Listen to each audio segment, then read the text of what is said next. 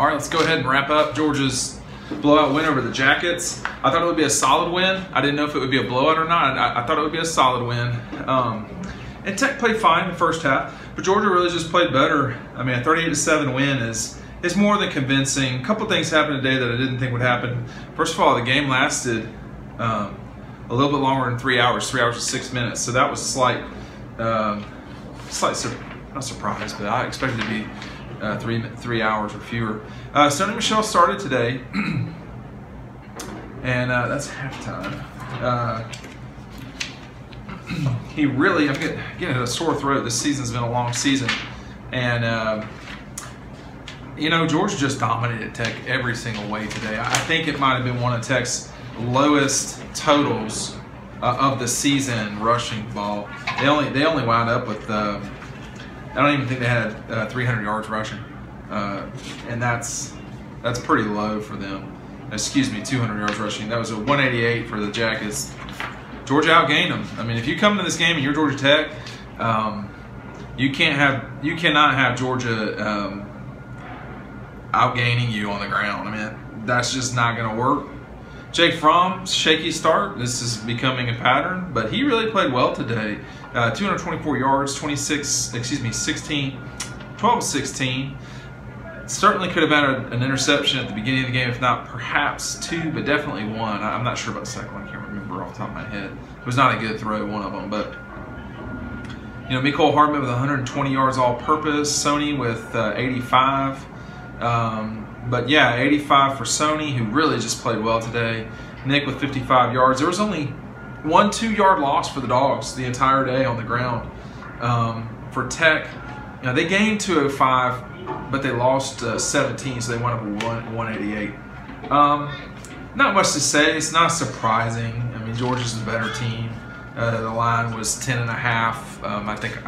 I know I took Georgia to win or to cover the line. It was a little dicey, I think, coming when Tech scored going into the halftime, but I mean, just really not much to add to what was a complete beating. I mean, there's just, I've seen Tech play Georgia solidly here.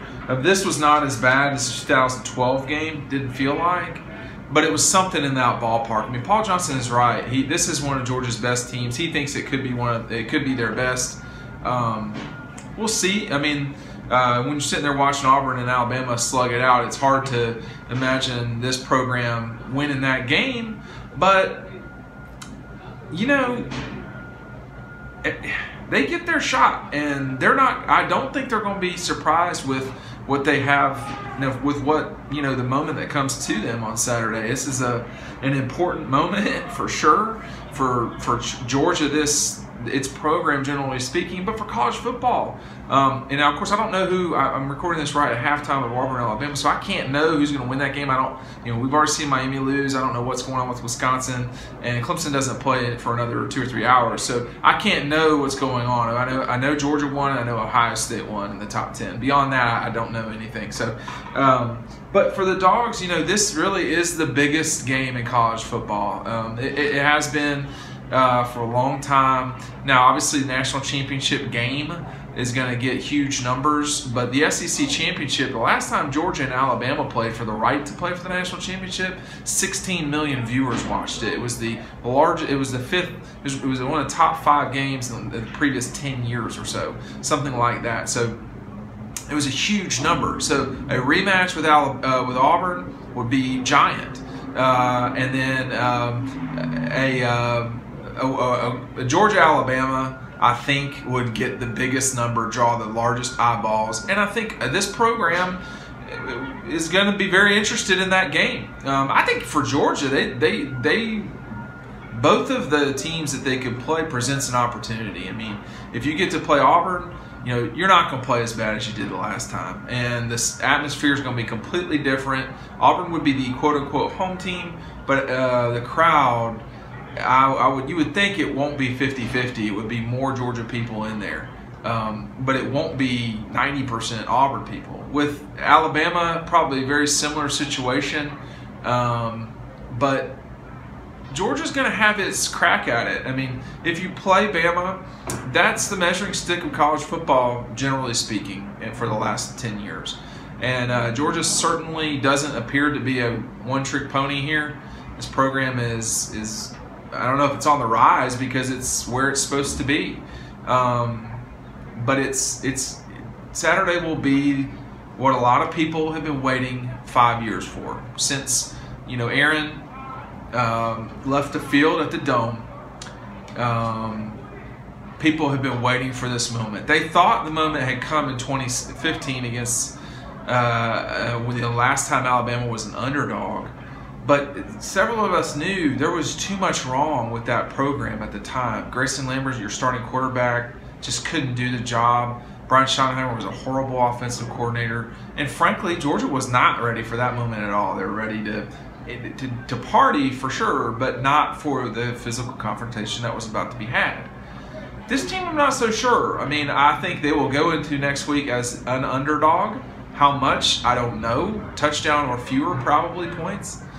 But if you want to win a national championship, and not just talk about winning the national championship, and you actually want to go do it, you're going to have to beat teams like this. You're going to have to beat Alabama, Auburn, etc. All right, just wrapping it up here. We've had several challenges at Tech. It really is a tough place to work, I have to say. But if you want to do what has been talked about for a long time, which is get back and win national championships, then you're going to have to go through Auburn and or Alabama, or in this case, maybe both. So there's nothing this team can't do. I mean, I've seen them too much to know they got their ass whipped at Auburn, no doubt about it. But they've been whipping everybody else's ass. So let's just see how this team stacks up. This is going to be a fun 7 days.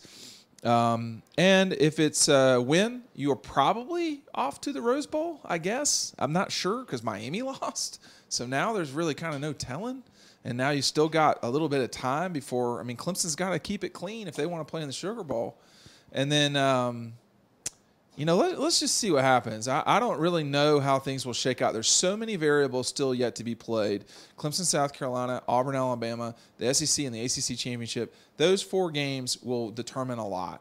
And they will determine whether the ACC has a legitimate team in it. I mean, what happens if you have a 1-loss ACC champion? I think they still go myself, but not a 2-loss ACC champion. So I don't know. There's really no comparing the ACC and the SEC. I mean,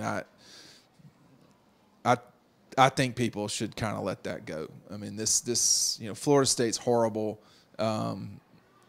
Virginia Tech is beating no one of consequence. Georgia Tech has a losing record 2 of the last 3 years. I mean, I don't get the impression that Paul Johnson's in any sort of trouble, but you can't get your ass spiked by Georgia 7 of 10 times and then have 3 losing seasons in that time period. I mean, it would be a brutal transition from this option-based offense to something different. But, next year's important for Paul Johnson. They probably, Tech, will not go to a bowl game, and they're 5-6. And they would need to get a waiver to get in. And I don't think – I mean, there's teams in front of them for the waiver too. For Georgia, you're looking at minimum, the Orange Bowl probably or even the Rose or Sugar Bowl and beyond. So possibly the Peach Bowl, which is a bigger deal now. But huge win for Georgia today, 38-7. And they just trotted off the field. They weren't interested in tearing anything up. They weren't interested in doing anything other than whipping Tech's ass, and they did that pretty solidly today. Georgia 38-7. We'll see you next week in Atlanta for a clash of the Titans. We just don't know which of the Titans from the West will be there. Dean Legge for Dog Post signing off from Atlanta.